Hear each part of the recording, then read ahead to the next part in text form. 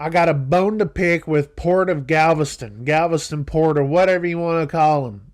Hey, this is a review of my cruise on the Carnival Breeze in July 2021.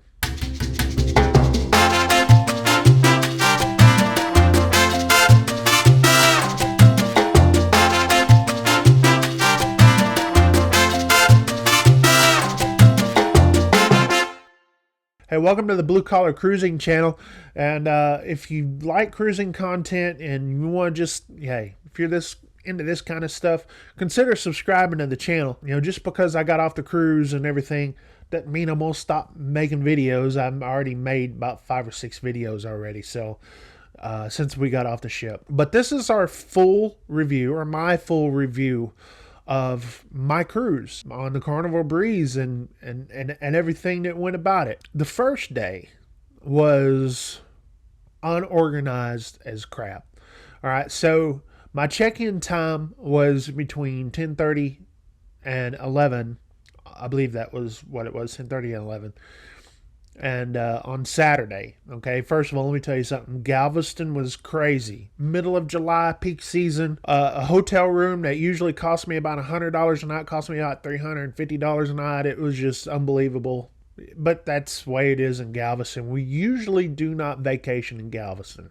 Usually it's a weekend thing for us. But and usually when we do it, we don't do it in peak season either. So we usually do it in the fall, winter, spring, a little bit of summer if it's like during the middle of the week. So I'm sitting there thinking, okay, they've been talking about if you get there to the port too early, they're going to turn you around and make you wait, or make you leave or whatever. So I said, okay, so if we get to the port about 10, then we shouldn't have any issues whatsoever. Right, so we drive around. We went to Sonic, and usually when we eat breakfast on Galveston Island, we usually stop at Sonic. It's kind of like our tradition. Well, we go up to the Sonic thing, what you do at Sonic, and I went to go place order, and lady says, "Hey, we don't have enough help here. You have to go through the drive-thru." It's crazy. So I guess that was kind of an omen of things to come, or whatever it's called. I don't know. Just a country boy from East Texas, okay? So we go drive down to the beach, hang out for a little bit, watch the waves crash or whatever. About 9:30, 9:45, we decide to leave, and we'll get to the port, right? Once we got to the port, the main road, the main drag that goes right in front of the port, there we sat in traffic for almost an hour, maybe even more. I don't know. I didn't keep count, and I wish I recorded this unorganization like crazy. Listen, I can only compare my cruising experience in Galveston to my cruising experience in New Orleans, and even though there's more space, there's a lot more room in Galveston, where New Orleans is a lot more compact. It was just so much more organized in New Orleans. Now, granted, this is the first time they had 2 ships in town loading full of people in a year and a half. So I will give them an out. But there should be no reason whatsoever to sit here and wait in traffic for an hour. It just shouldn't have been. And people were in traffic longer than I was. I'm going to tell you what I did. What I'd planned to do is go drop off the luggage, drop off my wife, and then I go park. I had a parking reservation across the street in the garage. We saw what was going on. I looked where you could see. We could only see people dropping stuff off at the breeze. There was only like 1 or 2 vehicles every few minutes come by. Usually there's always about 10 or 15 people dropping off, and it's just a constant thing. It's moving fast. Well, there wasn't that. And maybe the shuttles were allowed to do that, but no cars. And I was like, man, something doesn't seem right. How come we're all out here?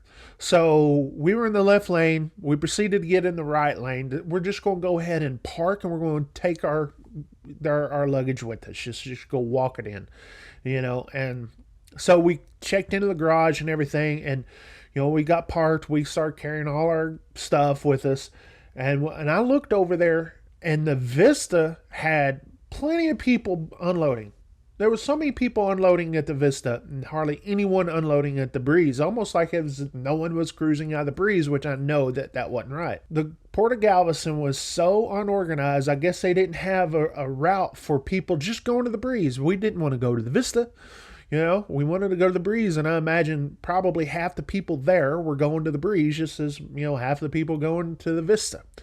And it was so unorganized. Thankfully, we had that parking spot in that garage, and we know from now on that's what we're going to do, is just carry all our stuff. So a bit of a tip: if you're going to park, if you're going to drive your vehicle down to Galveston, you will park, I would say either park at that garage across the street, or there's other places that have shuttles, like the Lighthouse. There's a couple others. There's one of them that has a YouTube channel. I can't think of the name, but you can do your research on what fits you. But I would suggest doing that instead of going and dropping things off. Now, this could have been just a one-time thing that they messed up, but I'm not going to. We got on the ship, not late, but later than what we wanted to do, where we wanted to be. So, we got a suite, so our room was supposed to be ready anyway, right? And it was, but it was just like, hey, it's been so long since we've been on a ship. It's like we wanted to be one of the first to be on there.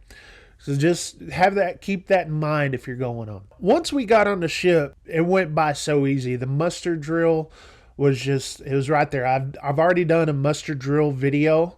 All right, so I have the link right up here, somewhere up here. I have a link right up there. If you want to check out about that muster drill, how easy it was, check out that video. But let me just say, it was just so easy. And there's a trick to this. There's actually a trick about doing these muster drills. We got in our room. Obviously, it feels like home, right? I like the room. Colors could have been a little different. It made me think about getting the number 2 from Whataburger. Okay, I think they're big Whataburger fans there, but that's fine. Not that big of a deal. Let's talk about just getting on the ship and being so excited, getting our first guy's burger and all that kind of stuff. It was just so great, right? So freaking awesome. One thing that I need to put in here: you're going to have these QR codes all over the place, okay? You're going to have them at your dinner table, all right? You'll have them in your rooms. You're just going to have these QR codes. Really simple. If you have an iPhone, I can't tell you if you're going to do it on an Android or whatever, but if you have an iPhone, it's really simple. You bring up your camera on your phone, okay, like you're going to take a picture. You don't have to take the picture at all. You just have to point your phone at that code, and then there's going to be a link that pops up on the top of your screen. You tap that link up there, and it's going to take you to your menu.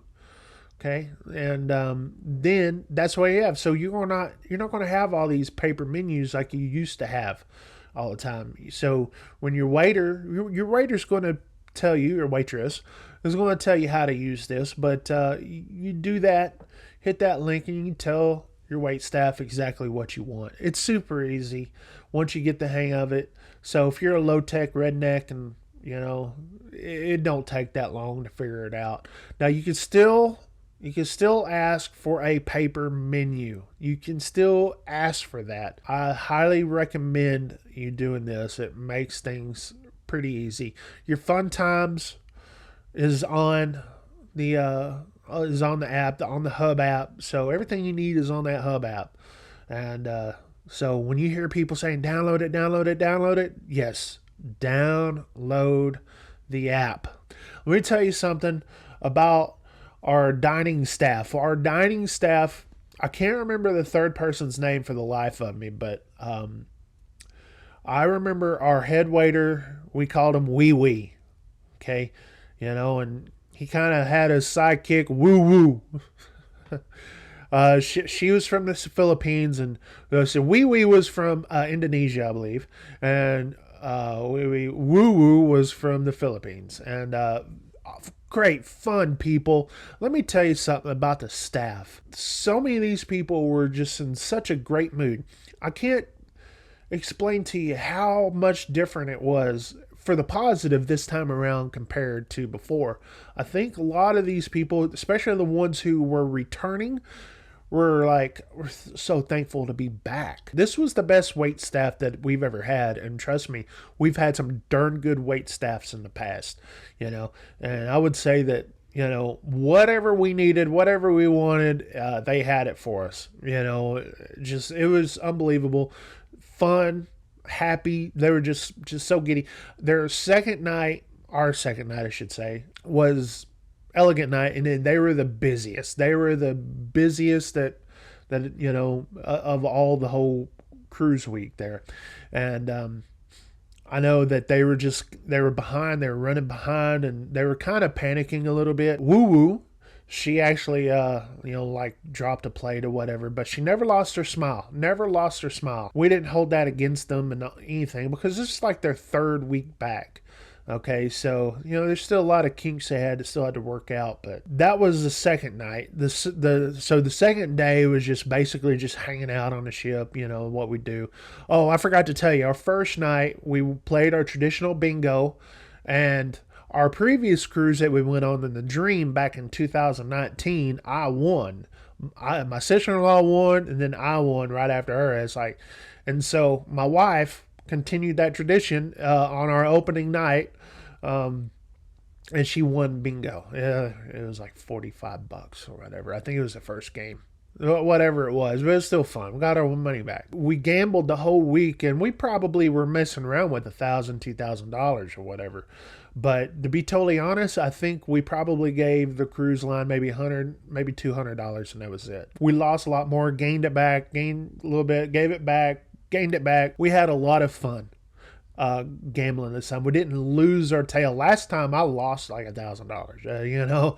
I just lost $1,000. But this time we didn't keep count. But I could tell you, if we didn't break even, it was about $100 we lost. But that's fine. It's just the way it is. The casino, you basically playing to have fun. And I think there was a couple times where we were actually ahead, maybe $100, $200 out of the whole thing. And that's if we would have stopped, we would have been ahead about $100, $200, but we weren't.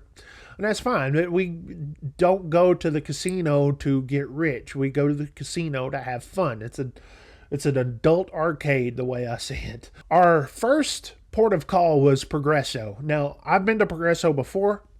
I'm not a big fan of Progresso. We got off the ship. I got me some cheap pairs of sunglasses, and that was it. And rest of the day, we kind of hung out. This is a little pet peeve I have with cruisers, okay? It's like, well, you know what? Let's go find us a hot tub or lukewarm tub, okay? And that's what we did. We went to the Serenity deck, and there wasn't hardly anyone on the ship. It was nice and quiet. So my wife and I found us a little whirlpool. I'm not going to call it a hot tub. We found us a whirlpool and just go hang out and relax out there in the sun and all that kind of good stuff. And here comes these people just coming on in. And I'm like, there's probably like, I don't know how many more hot tubs there are on the ship, but I know that there's some empty ones on there at that time of day. There just was. And, well, we're just going to go join in, not ask or whatever. And to me, that's a pet peeve. Like, okay, why don't you ask, So when they got in, we got out, okay? And we walked around the other side of the Serenity deck, and guess what? There was some people that just got into that hot tub on the other side.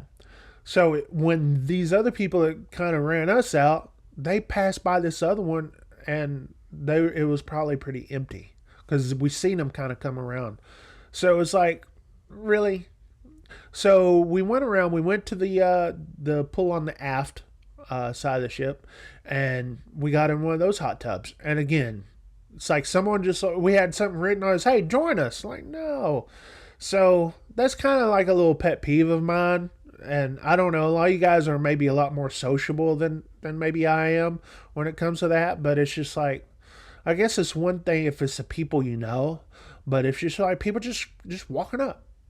Like, okay. It's not like me and my wife are having private time in the hot tub or whatever. We weren't. But it was just like, we were enjoying the nice and quiet. We just were, and that was a pet peeve of mine. That's so cruisers. If you're wanting to get in a hot tub and you see someone, in there, and if you want to really get in there and with them, at least ask. Have the common courtesy to ask, hey, you mind if we join? Don't just come in there. It's just, I don't know. That just drove me nuts.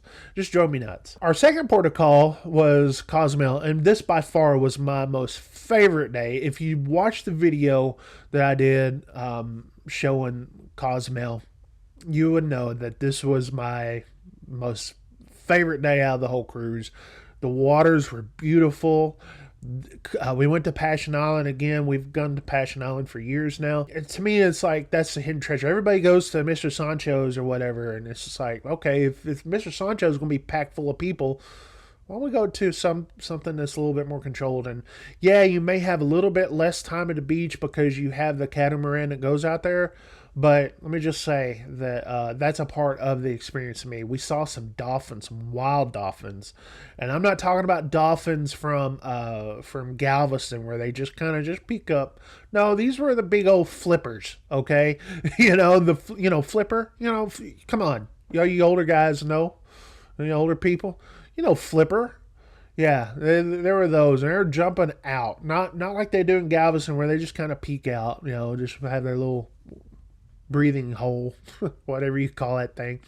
No, they were jumping out and everything. They were having a good time. And that was fun to see. And then obviously the waters and the just the swimming. Let me tell you something. Just going out there. Maybe it's just because it's been so long since we've been to the Caribbean, but getting down there at Cozumel and those waters were so relaxing. Just my wife and I had so much fun just out there relaxing in the water. Had a lot of time. We ate. I ate fish tacos there. I'm not a Mexican food fan, but it was pretty good. We just had a really good time. Really good time in Cozumel. No complaints whatsoever. None at all. I could sit there and complain about other cruisers, but not today, not that day at Cozumel. We had made reservations for Cucini del Capitano. I think I said it right. I always want to say the cappuccino place because I can't pronounce it. The Italian food place. Now, I've always wanted to try it. I've always wanted to try the place, and we did because the dream didn't have it. So we went on there, and let me tell you something. We went in there, and it was just so good. Oh, my gosh. I had this big meatball, Nona's meatball or whatever that was. And then the chicken parmesan, it was so big. It was just so big, and I ate all of it. I was hungry. And then the dessert, I had two desserts. One of them was like this. It was kind of like this sherbet stuff and some kind of little cake or whatever. It was sweet. It was really sweet. And they had two different things that I wanted to choose from. It was that, and it was some kind of chocolate thing with coffee in it. And now, if you go look on the menu, you will see that all this stuff is in Italian. I can't pronounce none of this crap. So I'm going on there and sitting there just, I tried both of them. I said, hey, can you give me both? And actually, my wife had one and I had the other, and I just tried hers. And to me, it was just like, don't put coffee with the chocolate thing. That was fine. But let me tell you something. I can't wait to get back to the Cucini del Capitano. All right? I can't wait because that place is good. It was so weird, us being the only ship. We were the only ship there, and it felt like a ghost town. It really did. And then you could see as we were going down the coastline in Cozumel, you could see that there was a lot of vacant hotels and or condominiums or whatever that used to not be that way. And so it was a little sad. The pandemic hit them. I wouldn't say it hit them hard, but it hit them. And it was kind of sad to see a lot of this stuff. But and like I said, in Progresso we didn't go into town, so we don't know how hard it hit in town. But I have seen videos that other people posted on the internet, not cruise related videos, but others. Yeah, it hit them pretty hard too. Cozumel, so beautiful. It's always a highlight almost every trip. Especially this trip, being that it was really the only highlight as far as the ports of call. Usually, we hit Grand Cayman or Jamaica or Honduras or Belize or something like that. And obviously, my favorite spot is Honduras. But, so obviously, we didn't hit those places. But it was, still Cozumel. We never didn't have fun in Cozumel. It's always been a great time there. Last sea day going back is always a little bit little bit depressing, obviously. So we had our time. We did a little casino, did a little bit of this. And I had my warm chocolate melting cake for the last time. Actually, I had two. Actually, I had three warm chocolate melting cakes. Yeah, so we're a little overboard. And me and Big Mike, who, they were with us, we had us, had a little challenge or whatever. And listen, usually on the last night of the ship, or of the cruise, I stay up late. I stay up late to go and just soak it all in and everything. But let me tell you, all the food that I ate that night especially put me down. Let me tell you, there was no energy left in me. So needless to say, no midnight pizza. You know what? For the whole cruise, I did not have not one pizza part. Not one, unfortunately. So we're going to have to fix that on Thanksgiving. But we didn't really stay up. Usually things that I do, not necessarily my wife, but things that I do, I didn't do this time around. We didn't get our midnight snack. We didn't go any of the comedy shows. Didn't go to the other shows. I wasn't really too much a big fan of the cruise director. So it was just like, well, we just basically enjoyed our balcony. We enjoyed other things, This is one of the things I don't get about other cruisers either. It's like when you go and you purchase, you usually spend more money for a balcony cabin than what you would, an inside or whatever. People don't spend a lot of time on their balconies. As you could tell in the videos, I've got a lot of video footage from the balcony because I spent a lot of time out there. Because we spent extra for the balcony, and guess what? We're going to go and get our money's worth out of it, And that's exactly what we did. We hung out a lot out there. This was the first time we went in the summertime, and the temperatures were actually better in the Caribbean and even in the Gulf than what they were at home. At home here, it was like 100 degrees. Down there, it was like 90. It was great. It was just a fun time. Debarkation was a lot more organized. We were the only ship in town when we got back. We just basically, ate breakfast and got off the ship and walked across the street and got in an old pickup truck and drove home. That was the extent of it. It was actually nice and easy. It was nice and easy. Unlike, embarkation day, it was the exact opposite. Like I said, I think Port of Galveston, they did something wrong on that day, whatever it was. As a whole, I'm not a big fan of 5-day cruises. I think that's the reason why I just kind of felt like I was in a funk the whole time. I didn't do the things I normally do because usually we go on 7-day cruises. As a whole, that's the only downside of this was that it was a 5-day cruise other than a 7-day cruise. But it was still a cruise. And it was a spur-of-the-moment cruise, okay? It was, and that's the reason why we had a good deal on it, and it was super quick. We normally don't book a cruise a month out, and that's the way this one was. We booked it a month out. So we got a super good deal on it, super good rate. Couldn't turn it down, and we were so excited to go, and can't wait to get back on the Vista. Our next cruise is on Thanksgiving on the Carnival Glory out of New Orleans. I can't wait for that one. That was going to be a good one. And then we'll be back on the Vista on February and then June of next year. And we're anxiously looking forward to those cruises. We may book something in between.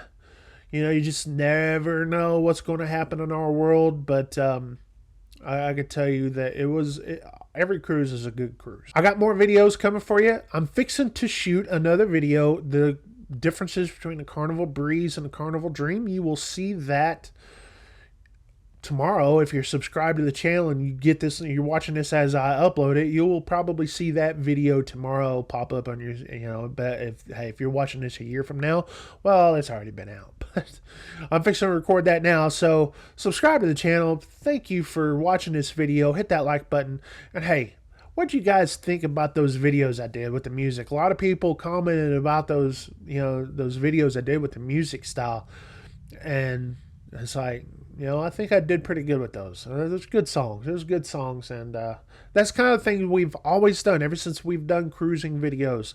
It's like the cruise, I put music. I dub music over our stuff just because it just kind of sets the tone a little bit. All right, it just does. I mean, a lot of times I just shoot stuff. I just shoot stuff. You know, Big Mike, he was with us. He was like, you don't really have like a thing that you're doing. You're just shooting. You're just kind of winging it. You're like, yeah, I've never really gone off a script. Most of the time, especially on cruise videos, I hardly ever go off a script when it comes to that. I just shoot a lot of footage, as much footage as I can, and I use what I can. Now, this cruise, I wish I would have filmed more, but, you know, it is what it is. I'm always thinking about the next cruise, and I was like, okay, this is what I got to do different for next cruise. Good news is we're less than 100 days away from the Carnival Glory out of New Orleans. So shout out to my people that are going on a Glory with me, okay? And shout out to all you people that watch that are going on Glory before me or after me, all right? All right, so I'll be, if you have YouTube videos or whatever on the Glory, I'll be probably paying attention. I'll be searching all that stuff up myself, just like you probably searching up this video. Anyways, thanks for watching. Consider subscribing, hitting that like button, gets this stuff out there. We'll talk to you guys next time. 73.